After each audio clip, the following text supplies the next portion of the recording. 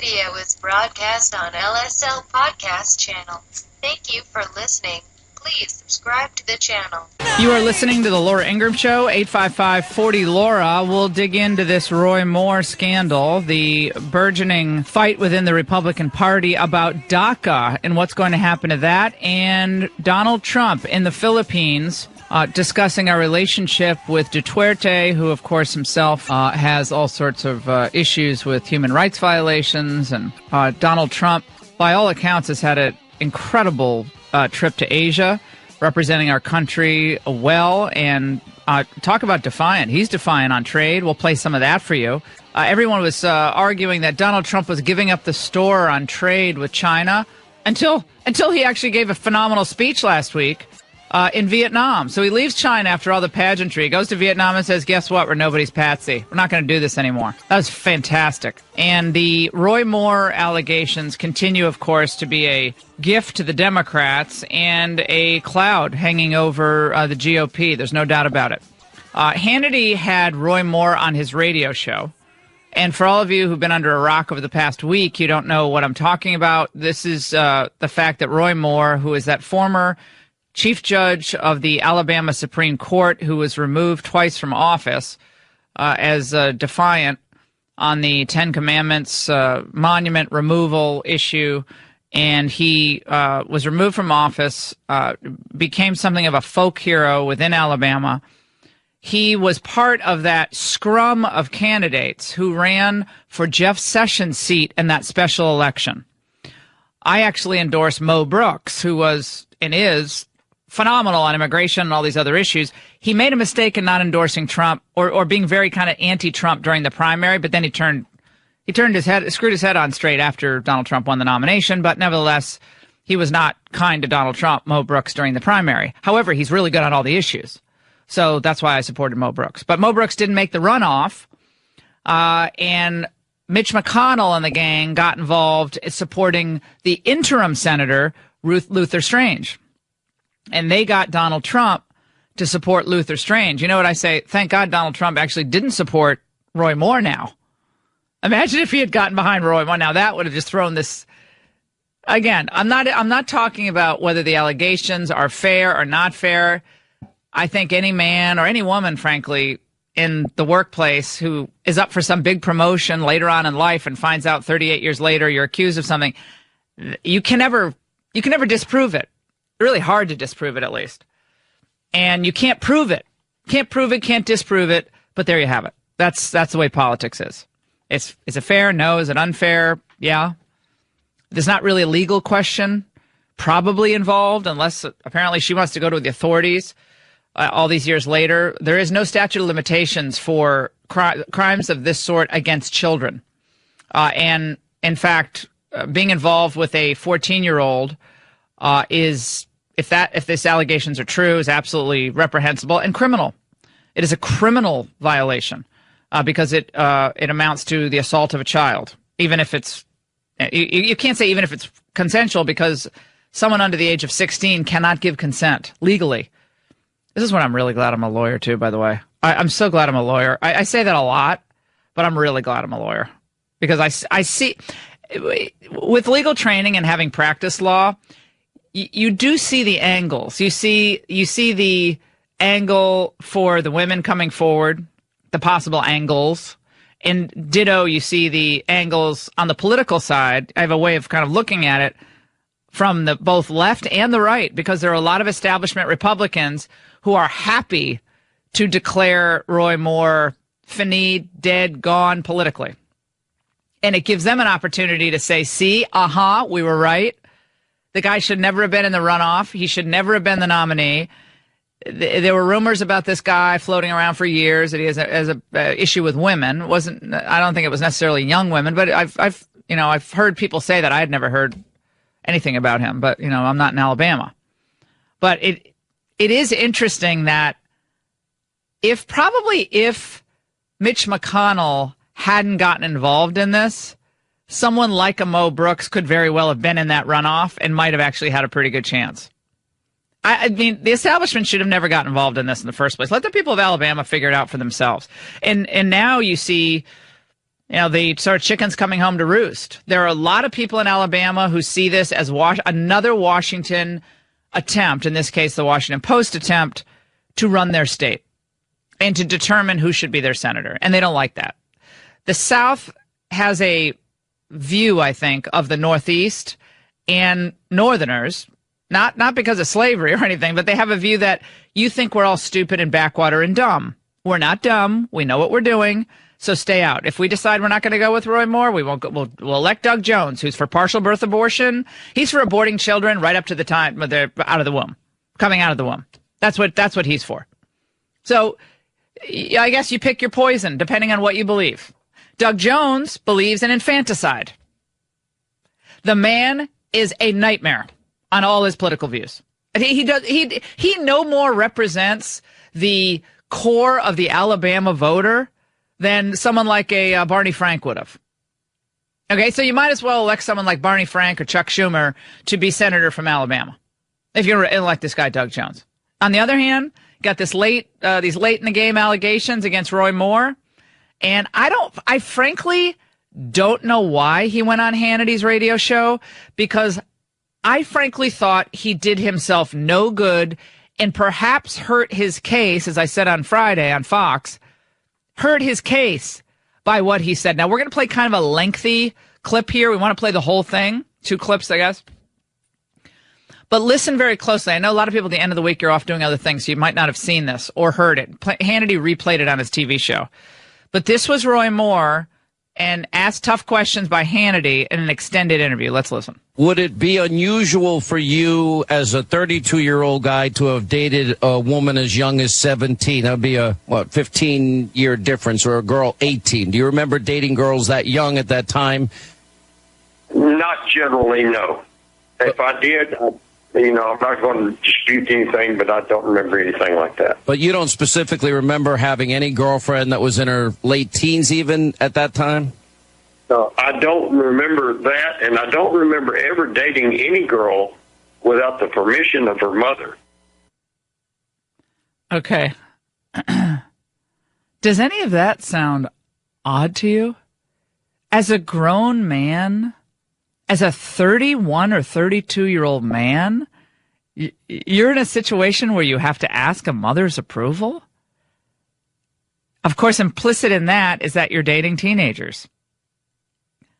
And he really didn't deny dating teenagers. And again, I say this at the same time we know lots of people date teenagers and are not only not criticized for it, they're celebrated for it. Bill Maher, Jerry Seinfeld, Woody Allen, go down the list. But we as conservatives kind of think that's gross.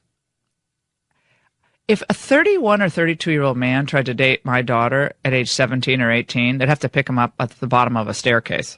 Okay? That's how that would end with him. Okay? It wouldn't be happening. Never. So, but a friend of mine from Alabama messaged me, says, you don't seem to understand the culture in 1979. A guy who's an assistant district attorney, went to West Point, handsome, has an incredible persona, and where he's from, in that county where he's from, there are a lot of mothers who would be like, this is a dream. This is a dream man for my daughter. He's established. He's very smart, extremely accomplished. He's a patriot, comes from a good family. So that's just the way it was for a lot of families. Maybe not all, but for a lot. Like for us looking at this, we're like, you got to be kidding me. But of course, this happens all the time in society today. I'm not talking the 16, 14. I'm talking about 17, 18-year-olds. I don't think it makes it right. But that is the context in which he was apparently dating people 17 and 18. He had to ask their mother's permission. Here's a clue. If you have to ask the mother's permission to date and you're a 31-year-old man, you're doing something wrong. Now, again, late in the game hit, don't know about these women. They're not subjecting themselves to any questioning. You notice they just talked to the Washington Post? I bet there will be something else that comes out in the next couple of weeks, I imagine. I don't think this is going to be it. But here's my view. If you're going to make these allegations 38, 39 years later, you can't just give a cutie interview with the Washington Post and then run away. Just like Roy Moore has got to subject himself to more questioning. But did you think that Roy Moore answered? Did that really make you feel all good about Roy Moore? Would it be normal behavior back in those days for you to date a girl that's 17 or 18? No, not normal. If my daughter is 17, my daughter's 16 years old. If she's 17 or 18, I don't want her dating a 32-year-old. I wouldn't either. And you can say unequivocally you never dated anybody that was in their late teens like that when you were 32?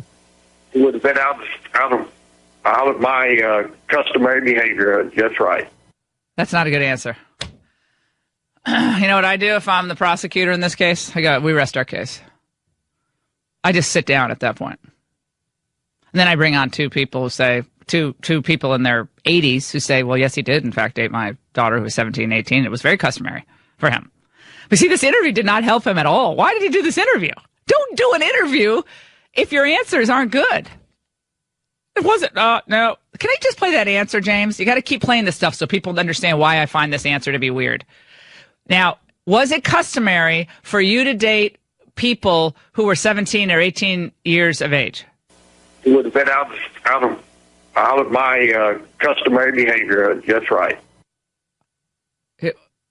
If I never dated someone who was 17 or 18 when I was 31, I would be like, are you kidding me? Never, ever, ever.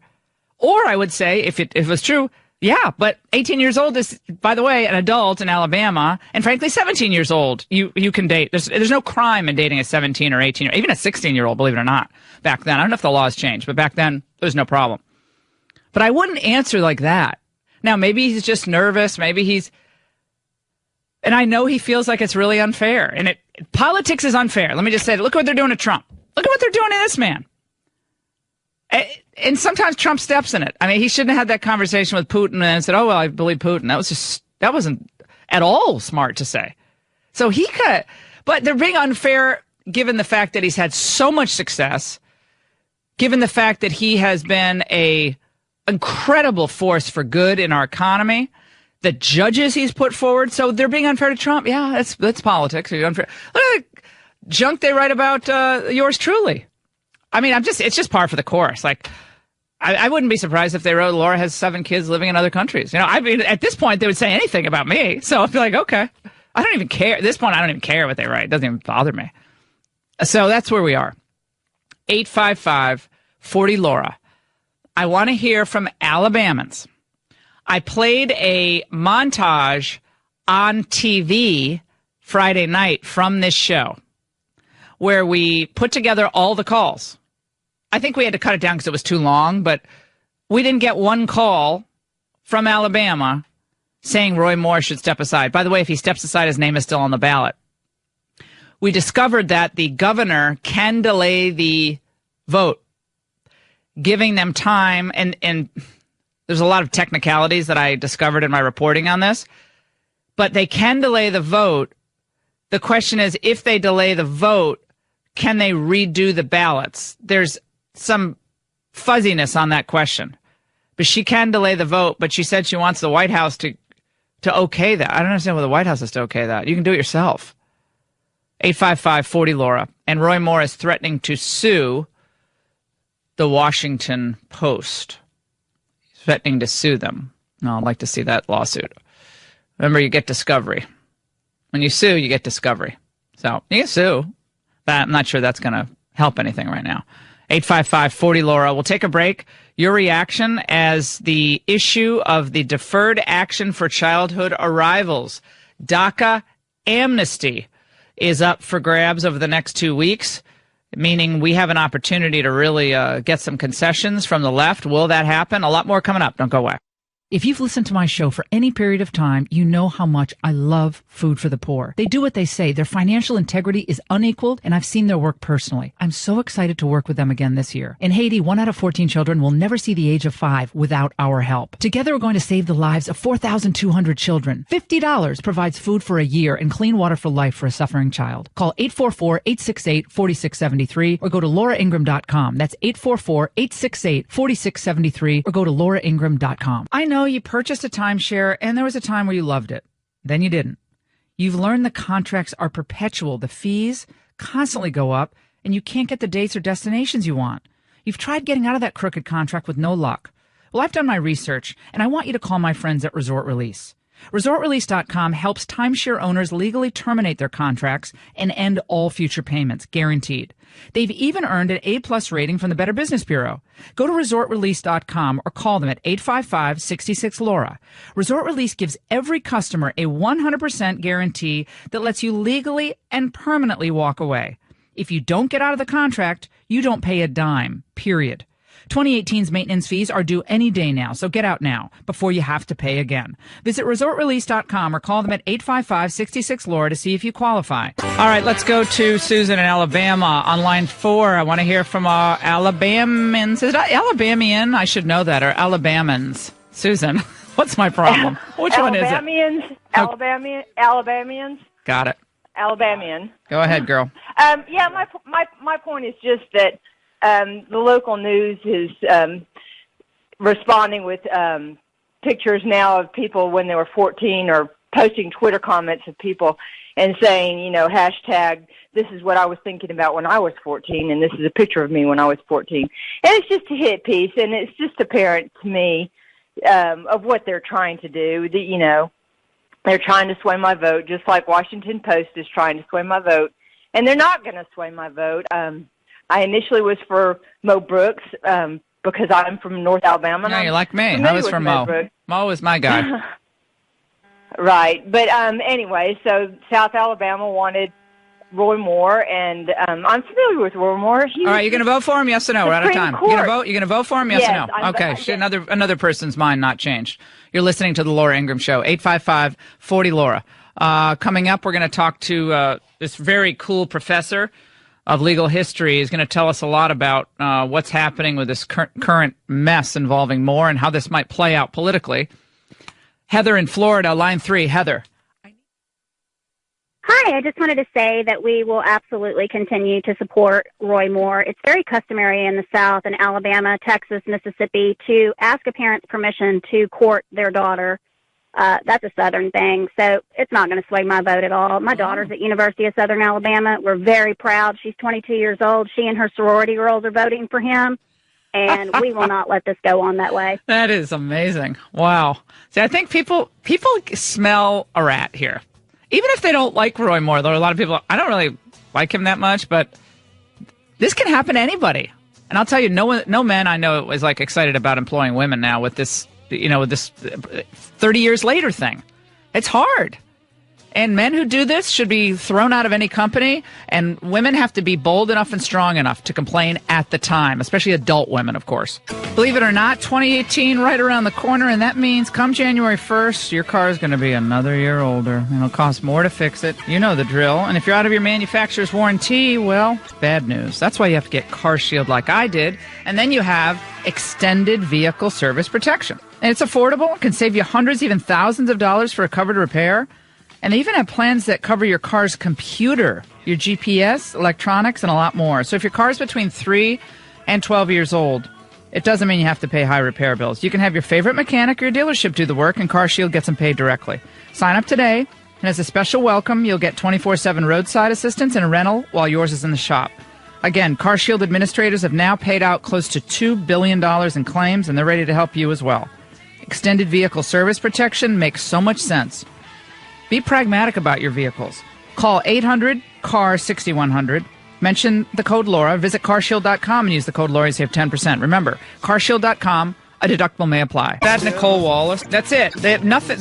Well, I think that's a bit of a stretch to say women who live in obscurity and not out of the public eye have nothing to gain and everything to lose. I mean, I guess maybe, but you could also say it the opposite. I don't know if there's any were there financial payments. Will there be if she gives an interview to TMZ or some other outlet? I don't. Yes, maybe. I mean, I think that's a big leap. By the way, a lot of you are messaging me after hearing the pedophilia comments all over the media all weekend long. Now, members of the media who say that, perhaps they should just go to Webster's Merriam Dictionary. Because while we all find it repugnant, but potentially criminal for this type of conduct to be engaged in. In fact, criminal. Pedophilia is, usually a psychiatric disorder where adult or older adolescent experience an exclusive sexual attraction to prepubescent children. That's typically 10, 11, and boys at 11 or 12, girls at 10 or 11. So freakish behavior is freakish behavior, and this is not pedophilia. It's the other word, meliophilia, or whatever the other description for post-pubescent, but under the age of 18. Just to be very technically correct, I know they want to rush to say all these things, but you at least when you're going to criticize Roy Moore and judge him guilty, get the terminology correct. Meliophilia, what is it called, James? When it's post-pubescent, under the age of 18. It's not pedophilia. It's something else. It's another terminology, but I can't look it up and talk at the same time. So Stephen Presser is a professor of legal history, and he's a former professor at Northwestern University, the Pritzker School of Law, and he joins us now. Professor, great to talk to you. How you doing? It's a treat to be with you, Laura. Now speak up so we can hear you. We need to hear everything that you're saying. It's hebephilia, I think. Hebephilia. Okay, I just found it while I was speaking. So hebephilia is the correct description of this disorder, just to be perfectly correct. Professor, I want to get into this. We're going to talk about the Weinstein, the Louis C.K. deal. But what about these types of charges decades and decades later on the cusp of a very important and contentious election in a political climate like today? How do we think through this? Well, it's hard not to worry when you have charges like this that are so old and are almost impossible to disprove. There seems to be a pattern. We saw this with Clarence Thomas. The Anita Hill matter was raised at the last moment. And as I said in a piece that I recently published, this is radioactive stuff. It's like a nuclear option for news. And I think that when you're publishing charges like this that are virtually 40 years old, you might really want to exercise some restraint before you do that. What I think we're witnessing is that the press doesn't seem to have that restraint anymore. I think with the incredible rights that we give our media ought to come some responsibility, and I just don't think we see that these days. Well, they're convicting him of a crime without, of course, being able to confirm anything, but on the basis of a Washington Post piece. And the Washington Post piece fallout has continued. The mother of Lee Korfman, who's the woman who said that Roy Moore engaged in this conduct with her when she was 14, the mother's name is, her last name was Nancy Wells. She's 71. Breitbart got in touch with her on Sunday or Saturday and said that her daughter would not have come forward if it weren't for the Washington Post reporters' alleged actions. And the Washington Post convinced the daughter to give them an interview. She did not go to them. They called her. They tried to convince her to do it, the reporter asked. Yes, replied Wells matter-of-factly. Wells was asked about Korfman's motivations for going public, and she said it wasn't done for politics. It was done for personal reasons, and it wouldn't have been done if the reporters hadn't contacted my daughter. So it looks like there was some pressure brought to bear on Lee Korfman. However, if the allegations are true, again, which we can't prove or disprove, I guess that's beside the fact. Well, that's right. And if it turns out that money was paid for the story, as there seem to be some rumors out there about, then it's even more alarming. But again, the basic problem is these matters are so old, and what we're dealing with, as we lawyers know, is hearsay. I mean, you've got what the Washington Post reports that the women said, but there hasn't been any examination of these women, and in particular, Ms. Cortland. So we really don't know the facts, and it's horrific that control of the Senate could be close to shifting based on this essentially unreliable account. You're listening to the Laura Ingraham Show, 855-40-LAURA. How do you compare this 39-year-old allegation to some of what, from a legal perspective, you're seeing coming out of the entertainment industry and other business enterprises? But let's focus on the thing people have been following, which is Harvey Weinstein and this Louis C.K. Well, that's an important contrast to raise. I don't know much about the Louis C.K. matter, but in the case of Harvey Weinstein's, you have repeated conduct following a pattern that goes right up into the present. And what Roy Moore is accused of doing, apparently, even in these accounts, happened only once. And if he really was a sexual predator, you would expect it to happen repeatedly. There seems to be no evidence of that.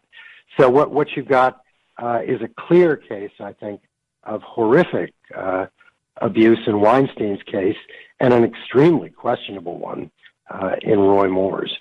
Well, in the case of Louis C.K., I guess he exposed himself to various women and pleasured himself in front of various women. And many of them have come forward, and he admitted it. He basically said, yeah.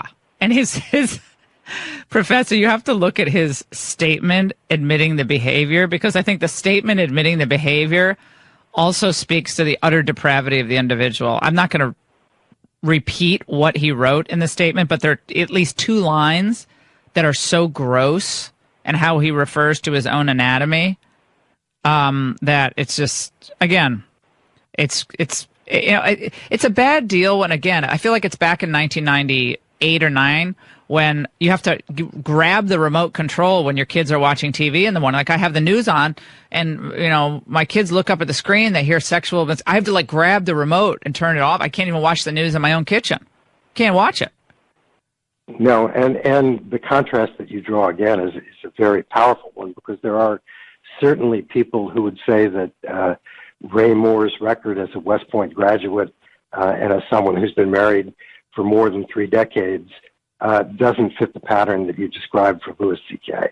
And don't you find it annoying that people keep saying pedophilia when, even if this is true, it's not pedophilia? I mean, that drives me crazy.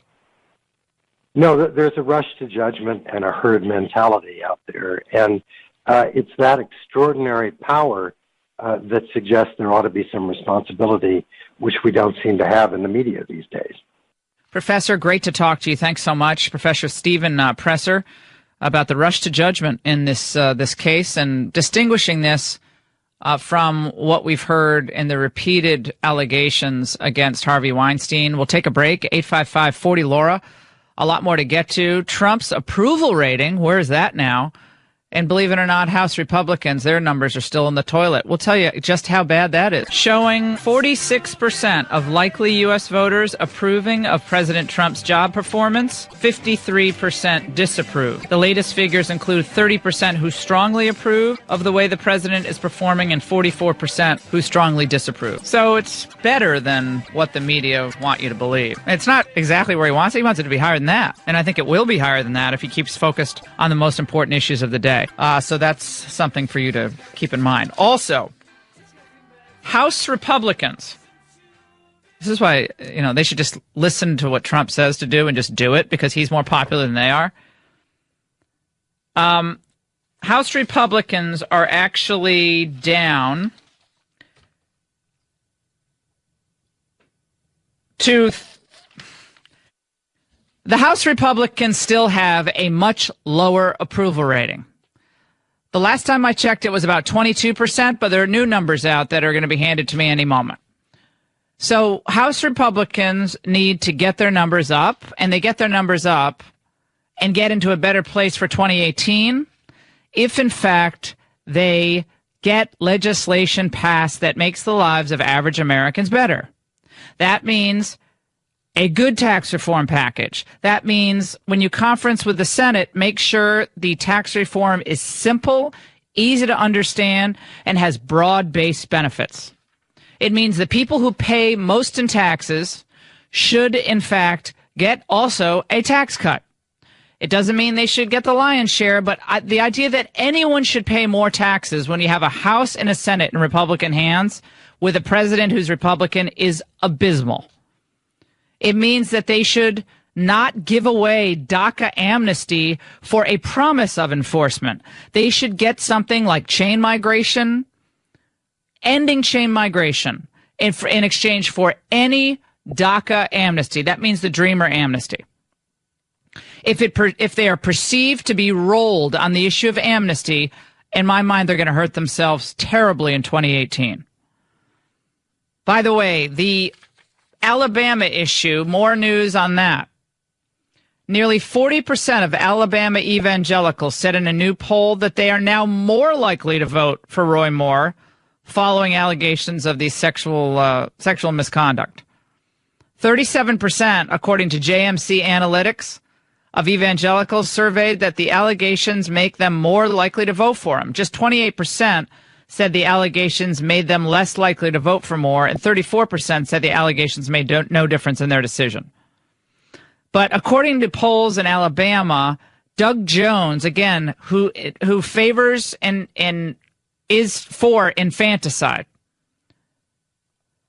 Doug Jones is actually, tied with Roy Moore in some polls. This is Bannonism on trial. Bannon is trying to create this sense of, frankly, a white, aggrieved identity group that's under siege by everybody. And this is that in its worst form. So you're not supposed to vote as a father. You're not supposed to vote as a brother. You're not supposed to vote as a woman. You're supposed to vote as a member of this identity group against the world. And if that works, that is very, very bad for the Republican Party. It's very, very bad for the country. Let me get this straight. Van Jones, on CNN, is claiming that Republicans are voting on the basis of identity groups? Is that what he's saying? Can't even follow him. Did he turn green when he said that? Because that's what Democrats do. Their stock and trade is identity politics. That is what they do. That's what they've always done. So be very clear about this. 855-40-LAURA. We'll take a break. Do not touch that dial. Oh, wait, we have, let's go to John.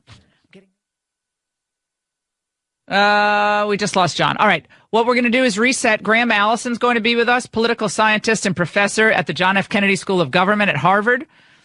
And also, we're going to talk to Rob Jones, who's a double amputee Marine Corps veteran. We'll find out what he was doing this past weekend. And I hope you all were able to celebrate Veterans Day and tell one of your family members or friends who served in the armed forces how much you appreciate their service.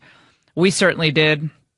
And the Ingraham Angle tonight at 10 p.m. Eastern. We have a fantastic show on tap. We're going to be handling all these issues. Roy Moore, the impending DACA amnesty push. We're going to be talking about the pressure on Congress to deliver this tax reform before 2018. As you know, they're getting ready to take another break, another Thanksgiving break, another long week off, getting ready for Christmas break. They get more time away from Washington. Oh, I know it's not real vacation. They're working hard at home.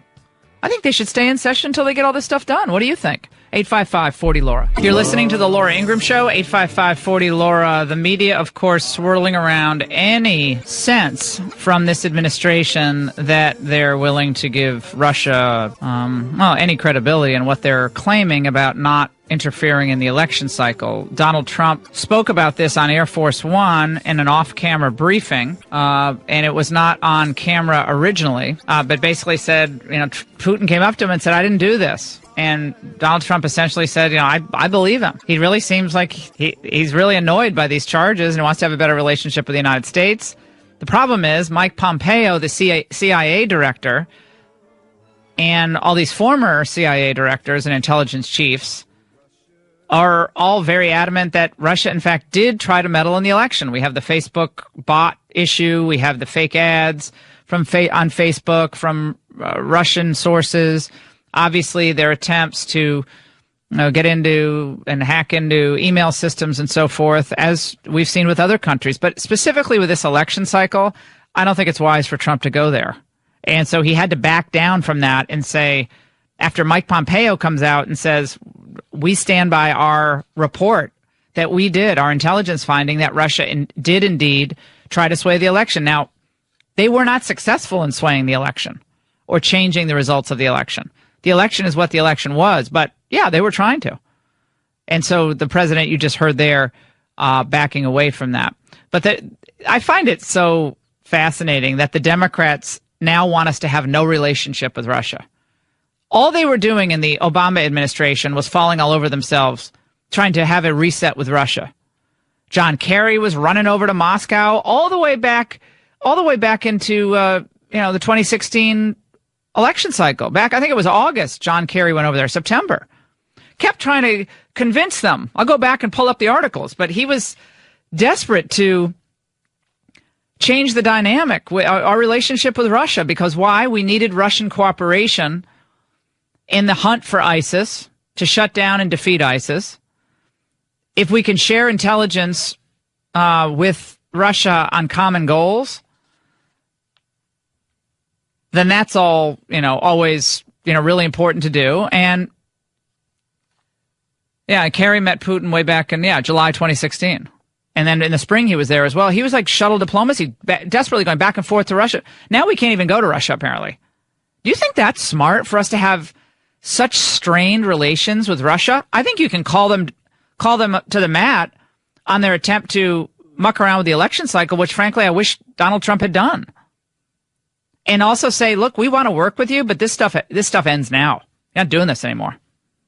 And it doesn't help the country, hurts us, and it certainly doesn't help me.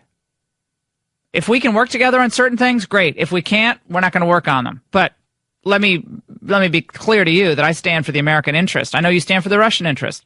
Sometimes we're going to really disagree vehemently, but we won't put up with this. I think that would have been a better way for him to go. Left is obsessing over that Russian dossier still, and percolating on left-wing websites is this idea that, well, the reason Trump never really takes on Putin is because he's worried about that dossier and something in the dossier is true. And he's worried they have something else. I think that's ridiculous. I personally think we should be talking to most countries, especially great powers. China, Russia, our neighbors in the north and south. We have to have an open dialogue. It doesn't mean we agree with them or we're not even going to be adversaries on key issues. We are going to be. Look at what Trump did with China. Look at what China has done to us in the form of stealing our intellectual property and the way they hacked into the Office of Personnel Management and took 50 million background check files. Took them. Think about what they've done to us. The massive trade deficit, massive rampant subsidies that China has engaged in of its major industries, contrary to the WTO rules and regulations, World Trade Organization, manipulating their currency, what they've done to Christians in China. And yet we go over there and we meet with them and we try to get them to help us on North Korea, and we even submit ourselves to all their over-the-top pageantry. But it's not like you're not going to talk to China. You don't think China's trying to influence America? Go to any major university in the United States and you'll see how much money China is pouring into Chinese studies departments, literature, buying up commercial and residential real estate. It's just obscene. So China good, Russia bad. You figure that China's building islands in the South China Sea. China's taking a very aggressive stance on military weaponry, space weaponry. China good, Russia bad. Really? That makes no sense. It's crazy. The president has nominated Alex Azar II. Alex Azar was the former George W. Bush Deputy Secretary of HHS and General Counsel of HHS. LifeZette has a piece up. He is a dear friend of yours truly. He went to Dartmouth College, went to Yale Law School, top of his class at both institutions, clerk for Justice Scalia, previously had been a top executive at Lilly. And so the big pharma angle, I'm sure, will be thrown in his face, but he is brilliant, conservative, stalwart, wonderful person, and just they are lucky to have him. You know why Alex is a great choice for this HHS? He knows the swamp big time. He knows it from the bureaucratic perspective. So these people at HHS can't burrow their way into these sub-departments and pull the wool over the eyes of the secretary. No, he knows where all those... As general counsel, let me tell you something. When you're general counsel of a massive bureaucracy like that, and then deputy secretary, the deputy secretary does the nuts and bolts day-to-day administration of the department. You can't have all these cabinet secretaries who've never worked in government. It does not work. You have to have people who can manage on a chief executive level, as he has. He was president of Eli Lilly, one of the presidents. They have a number of presidents, president of North America. But also dealing with that bureaucracy of Lilly and then dealing with the bureaucracy in Washington. That is a rare combination. And he clerked for Scalia. Hello? I mean, you can't get any smarter than that. Scalia only hired the best of the best. So 855-40-LAURA. We'll get into more of that. Well, remember another American president who tried to do outreach to Russia, calling them a strategic adversary, a military adversary for sure, which was Reagan and the Soviet Union. And, trust but verify. That was the Reagan catchphrase. It got a lot accomplished, and it led to the demise of the Soviet Union. The best way to keep the Soviets in line, in my mind, is not to have nothing to do with them.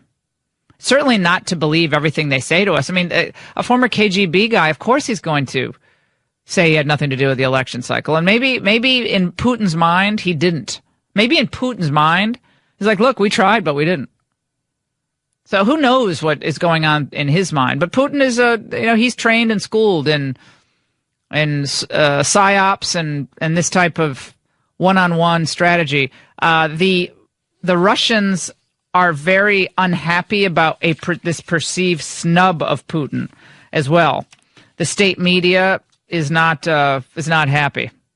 This is a new piece that just came out in Bloomberg. Russian lawmakers and analysts bemoaned Donald Trump's failure to hold a formal meeting with the Kremlin counterpart at the APEC summit in Vietnam, as state media sought to put a brave face on the perceived snub. The U.S. political establishment is ready to do anything to kill even the slightest possibility of a normalization of Russian-American ties, said Franz Klincevic, deputy head of the Defense and Security Committee in Russia's upper house of parliament. We're taking a total step backward. This has been my concern from the very beginning with this Russian-Trump ongoing cloud the hanging over this administration, is that when we need to speak to Russia, we're not speaking to them. I think that's really unfortunate. I think we should be speaking with everybody and working with everyone we can when we can, with clear eyes, knowing that no, they're not going to have our best interests at heart, but we may have common goals on certain points, like ISIS.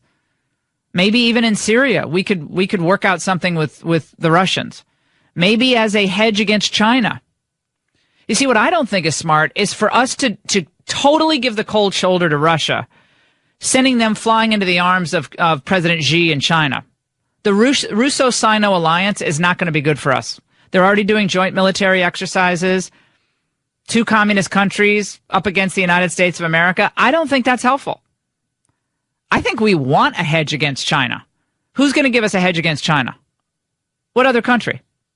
Well, we're going to obviously work with our traditional allies, but Russia gives us a hedge against China. But now I think the administration is so spooked about anything with Russia, the second Trump says anything about, I kind of take him at his word. Again, which he shouldn't have said, but now I think Trump's now in this position where he's damned if he does, he's damned if he doesn't. If he doesn't have an open dialogue with Russia, it hurts American interests. And it gets the Russians' backs up. See, they're very proud people. And they fancy themselves still a great world power. And they are one of the big world powers. They're not as big as they once were, but they're still big. Their economy is not where it needs to be, and they're struggling in certain areas, especially with the glut of natural gas in the United States. But, they're still Mother Russia to them. So when they're snubbed, they're going to look for love in all the wrong places. This is what I'm saying. I don't like this at all. I think it's bad geopolitics. 855-40-LAURA. We have a lot more to get to. We'll take your calls. A lot of people calling in from Bama about Roy Moore. And there are some in Congress on a separate issue who believe that a special counsel is needed to investigate both Hillary Clinton and Jim Comey and the way they've conducted themselves in this email investigation that was suddenly dropped by Comey and what was behind all of that. And Jim Jordan's pushing for that on Capitol Hill. So we'll bring you the latest on that. I think, look, if you're going to have a special counsel for Russian collusion, you should absolutely have a special counsel for Hillary shenanigans. And they'll say it's all political. Well, we say what you're doing is political. But if you're a Republican on Capitol Hill and you see your president getting beaten up morning, noon, and night over the fantasy of Russian collusion, then you better start giving some pressure on the other side. Put some pressure on the other side. Because they want to play politics on all this, then they can play politics. But the Republicans can do the same thing. Anyway, Alex Azar nominated as the new Secretary of Health and Human Services. Boy, do we need someone good in there, given this nightmare unfolding with Obamacare. And premiums, if you're looking at the Obamacare exchange that's open enrollment right now, tell me what you're finding. I was looking around the open enrollment yesterday, looking at the DC exchange and looking at the numbers are going up, and up. The premiums are going up. It's not good. And yet people, they want health care, but the free market is the best way to do that. We can't as bureaucracy. And by the way, there's a lot the Secretary of HHS can do just with his discretionary powers to change the balance in a good way on Obamacare. And I know Alex knows that, and he'll be doing that as HHS Secretary. He's going to get confirmed. But he will be pressing on that issue. We'll take a break. A lot more to get to on your healthy radio addiction coming up. Graham Allison on Trump's warm reception in China, what that could mean as he takes on China, as he made his next stop in Vietnam on the trade issue. And will we make any progress on this North Korean threat? The Japanese are still very, very worried. Don't go away. Not one penny. That's how much funding Hillsdale College receives from the government. The vast majority of colleges receive around 30% of their revenue from government funding, loans, and grants. That makes them dependent on the government and taxpayers like you and me to stay in business. By contrast, Hillsdale refuses every penny of government funding. Now, why do they do this? Because money from the government comes with strings attached. Do's and don'ts, restrictions and mandates that dictate how a school operates and educates. But from the beginning in 1844, Hillsdale has provided a world-class education that upholds America's founding principles and preserves the blessings of civil and religious liberty. Everything Hillsdale does, from the financial aid 97% of students receive to the completely free online courses it offers, depends on generous donors like you. Not one penny from the government. Not one. Learn more at lauraforhillsdale.com. This is coming from someone, Richard Haas, who a few years ago said that Russia was a regional power and Russia had no real juice anymore. Okay. So Richard Haas believes that we should only enter into these massive trade agreements, multiple countries, where America always gets the short end of the stick. So that's his view. If it's called a global trade agreement, Richard Haas thinks we should trade our sovereignty away to be in it, our independence. So when we can have our intellectual property summarily and consistently stolen, we're going to have very little recourse to turn that around, and as we had in the Trans-Pacific Partnership. If we decide we have to put countervailing tariffs on products coming into the United States because other countries are cheating under the terms of the Trans-Pacific Partnership, if we had been a member, we would not have been able to put countervailing duties, countervailing tariffs. If we did, we would be subjected to tens of billions of dollars of fines. So these global trade fanatics are not happy unless America's independence is being sapped away by some international trade bureaucracy. I believe that America should trade. Bilateral trade is always better. When you do bilateral agreements, you can see what the other side is doing. Versus you got Vietnam, you got Japan, you got Australia, all these countries all around the world. Why do we have to have a massive global trade agreement? Have bilateral agreements that we can police. And if it turns out that they're not abiding by our agreement, then we can slap duties on products coming into the United States. I think Trump is exactly right on this. And I thank God every day that Donald Trump is president of the United States, if only for the Supreme Court and the Trans-Pacific Partnership. If only those two things were not part of TPP, we're not in that stupid climate change deal, and we have the Supreme Court. And we probably will have 2 more nominations coming up, I believe, at least one next year. And so you got another nomination, you got a really important footprint on the U.S. court system. Let's go to Mitch in Alabama, line 1. I'm hearing a lot of what Mitch is saying on this Roy Moore issue. Go ahead. Yes, Laura, I'm in Mobile, Alabama area, which is all the way to the coast, and I've never seen so many Democratic yard signs for Doug Jones. I see very few Roy Moores, and I've been following politics for about 60 years now down here, so I don't know what that means, if anything. So Alabamans will elect, you think, a man who's in favor of partial birth abortion, his views on a variety of social issues. He's a far-left Democrat. I mean, if that's the case, and I just, I don't know what to say about the people of Alabama. I love them dearly. Maybe they're just so demoralized about the race. They're so demoralized about the accusations against Roy Moore. You guys are going to have to determine it for yourselves. But if I were you, I wouldn't let the Washington Post determine the outcome of my election. They don't have the best interests of Alabamans at heart. After emerging from what you know is going to be your turkey days, the stuffing, the gravy, the rice, the last thing anyone wants to do is get bogged down in the chaotic Black Friday shopping lines. I never understood Black Friday. I never go to the stores then, ever. But SelectBlinds.com, they make it easy. You score huge savings on blinds, all from the comfort of your little hibernation den at home. So take advantage of Select Blinds' biggest Black Friday sale ever. Unbeatable deals on custom blinds, high quality, beautiful shades and shutters, and you're not going to see discounts this big again all year. Select Blinds takes the guesswork out of ordering blinds online by offering high quality blinds for an unbelievable price. And Select Blinds has the most online reviews and 5-star ratings of anyone on the face of the planet. Check it out for yourself. Again, go to SelectBlinds.com. Amazing deals. Black Friday sale starts today. And you go there, SelectBlinds.com. Always use the Laura Ingraham Show. Click on that in the drop-down menu.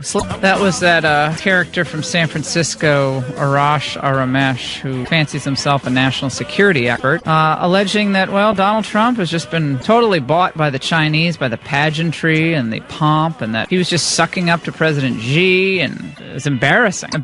Well, of course, the president goes to Vietnam, and that speech that ran about 3:15 in the morning on Friday morning was just a tour de force. If you believe in aggressive policing of trade deals, if you believe in bilateral trade deals, American manufacturing, the robust protection of American goods and services from intellectual property theft, then you would have loved what he said in Vietnam, but kind of the opposite of sucking up to the Chinese. Joining us now is Graham Allison. I'm delighted he's with us. He's a political scientist and a professor at the John F. Kennedy School of Government, Harvard University, author of the great book Destined for War. He joins us now. Graham, great to talk to you. How you doing? Thanks for having me.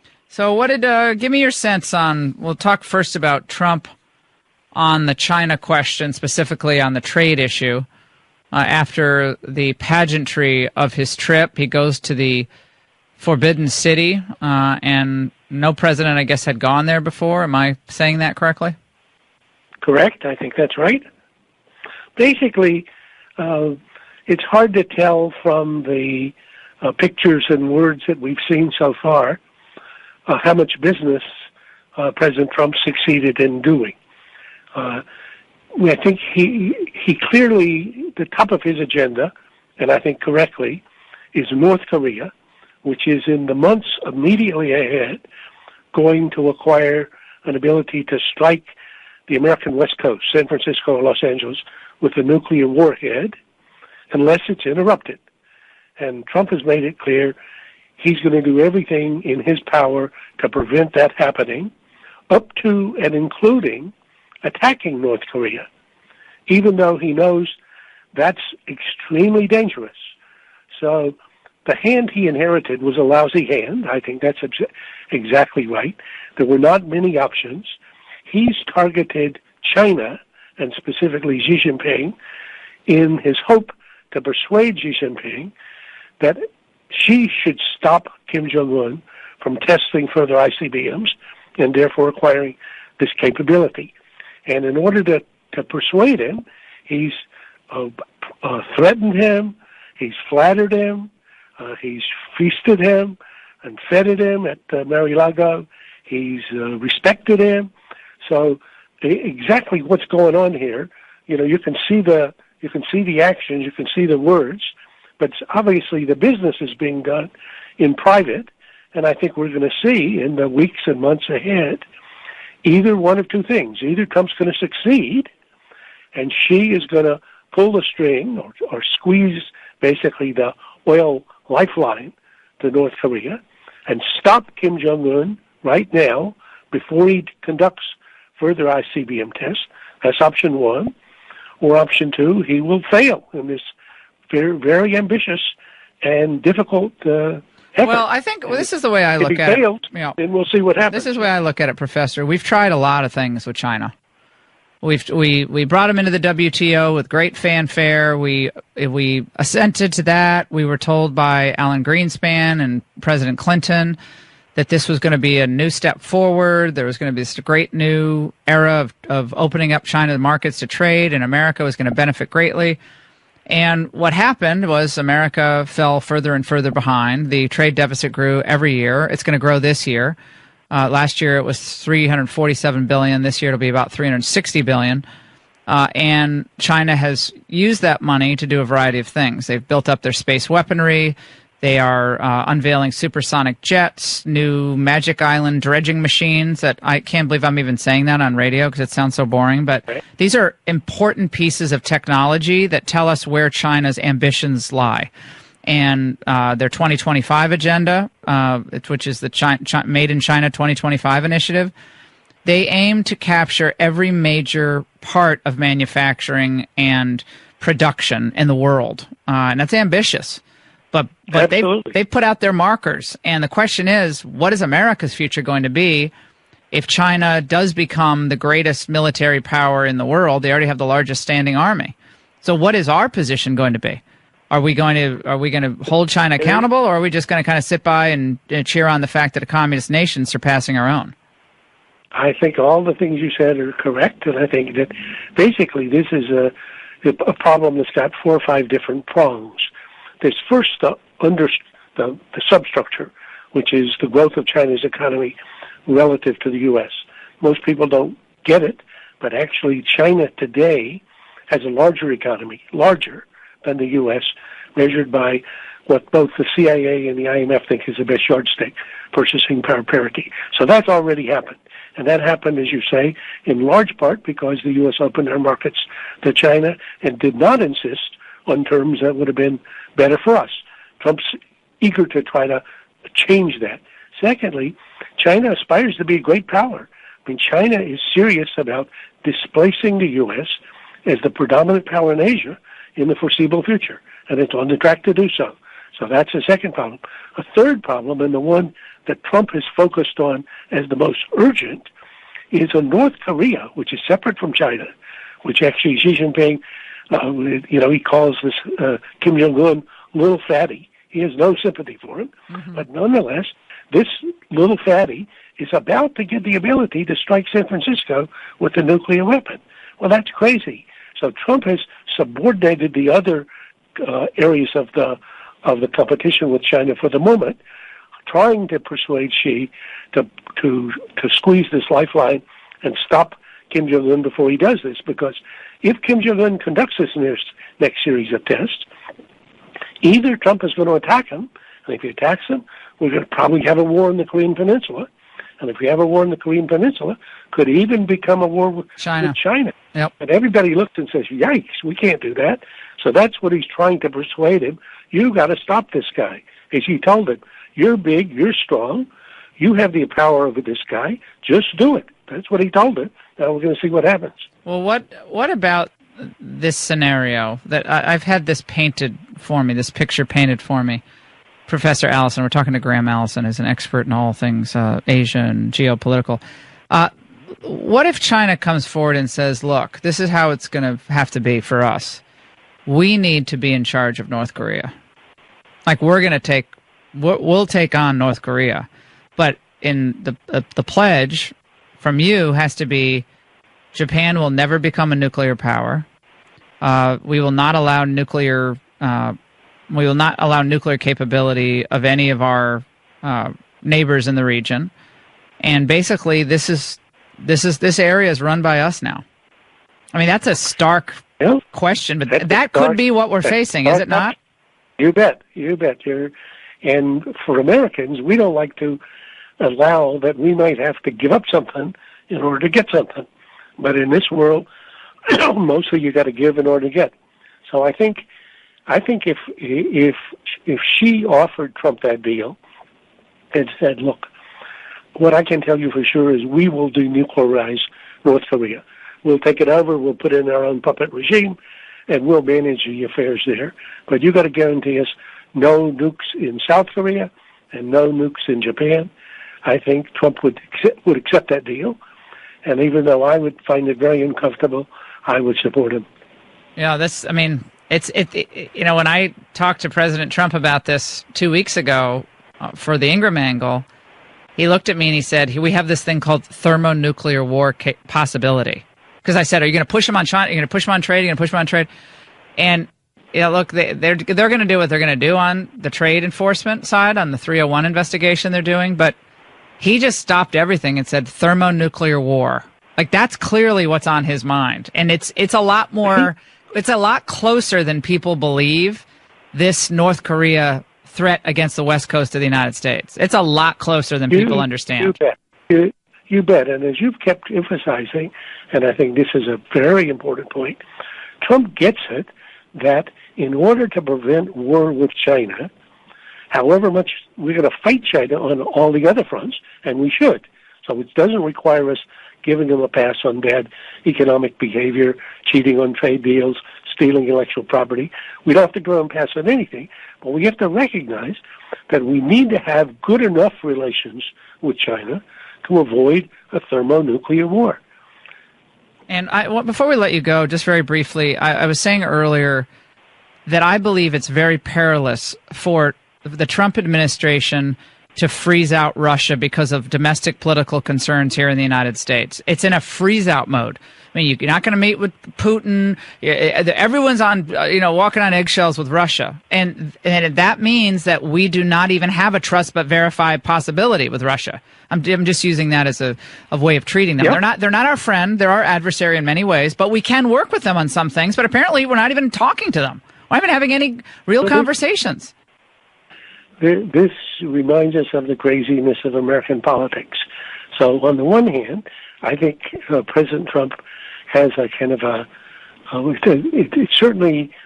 it's odd the extent to which he wants to give Putin a pass. It raises more questions than it answers, on the one hand. On the other hand, when he says we have to have a cooperative relationship with Russia sufficient to avoid the nuclear war, of which the two of us would be the first victims, he's just saying what Ronald Reagan said. And Ronald Reagan was exactly right.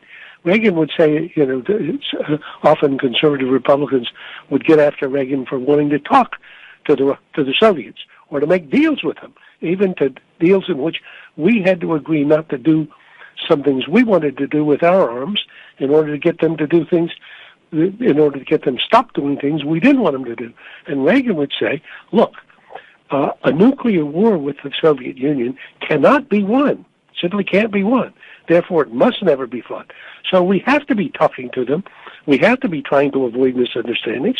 We have to be, in all of these, never reach an agreement that you can't verify what they've agreed to do, because they'll lie, steal, and cheat if they can get away with it. But nonetheless, that doesn't prevent us finding ways to discuss and to cooperate to the minimum required to avoid war. But as you say, the current relationship, largely, I think, fueled by the fuss in Washington over Russia's meddling in the election, has basically frozen this situation in a way that in some respects is as dangerous as it ever was in the Cold War. Right, this is what I'm saying. How ironic is this, that everyone thought, well, Trump's going to have this, he's going to do some weird deals with Russia to benefit himself. Now we're not even talking to Russia. And the United States is being harmed. Our geopolitical concerns, in my view, are being harmed in Syria against ISIS, and intelligence sharing to be a hedge against China. Russo-Sino alliance is not something I want to see grow stronger. Personally, I've never wanted that. I think it's horrible for this country. And I know maybe this doesn't rate in radio or television, but I think I'm going to talk about this tonight on TV, Graham, because I think this is so important. And everybody's in their little tunnel on Russia-China. Tunnel vision. And it drives me crazy. I agree 100%. I think that what I say about Russia is what I said about the Soviet Union. They are I would put it provocatively, our insufferable but inseparable Siamese twin.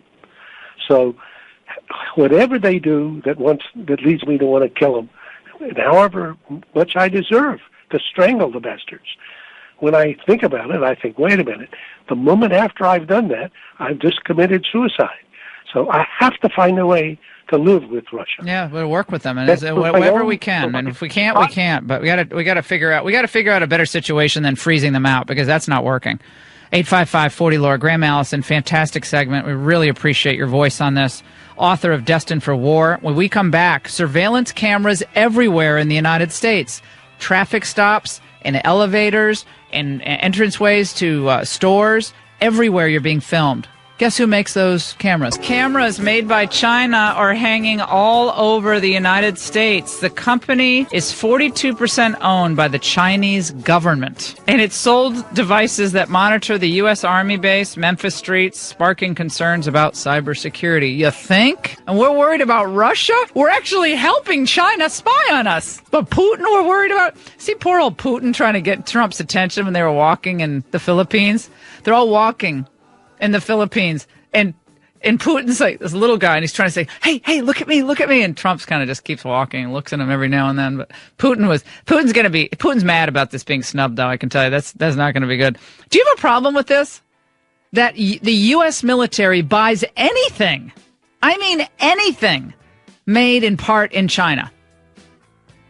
The U.S. military should buy American-made goods, especially surveillance type goods that would assist in a Chinese communist government spying on us. 855-40-LAURA. A lot more to get to.